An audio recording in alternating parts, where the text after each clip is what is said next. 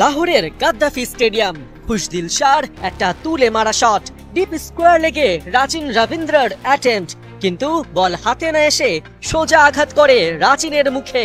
ব্যাস, সাথে সাথে মাঠে পড়ে যান কিউই ব্যাটার। ফিনকি দিয়ে কপাল ফেটে বের হতে থাকে রক্ত।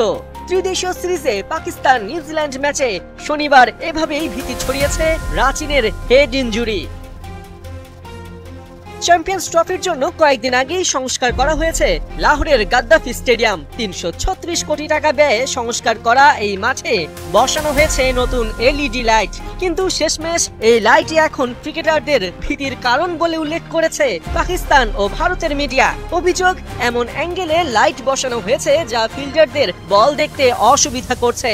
আলোর ঝলকানিতে বাড়ছে মারাত্মক ইনজুরির প্রবণতা।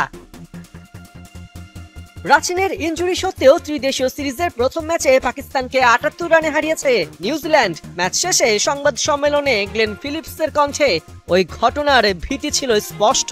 কিউই ক্যাপ্টেন জানান, রাচিন আলোতে বল হারিয়ে ফেলেছিল, দুর্ভাগ্যজনকভাবে বলের লাইন বুঝতে পারেনি। রাচিনকে পর্যবেক্ষণে রাখা হয়েছে, আশা করা যাচ্ছে দ্রুতই সে মাঠে ফিরবে।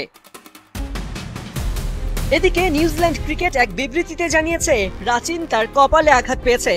ওই ঘটনার পর মাঠেই তাকে চিকিৎসা দেয়া হয়। পরবর্তীতে রাচিনের হেড ইনজুরি অ্যাসেসমেন্টও করা হয়েছে। কেটে যাওয়া স্থানে বেশ কয়েকটা সেলাইও পড়েছে। এমন ঘটনার পর স্বাভাবিকভাবেই পিসিবিকে তুলোধুনো করছে মিডিয়া থেকে শুরু করে ক্রিকেট বিশ্লেষক ও ফ্যানরা। সামাজিক যোগাযোগ মাধ্যমে অনেকে চ্যাম্পিয়ন্স ট্রফি পাকিস্তান থেকে সম্পূর্ণরূপে দুবাইয়ে সরিয়ে নিতে আইসিসিকে আহ্বান জানিয়েছে।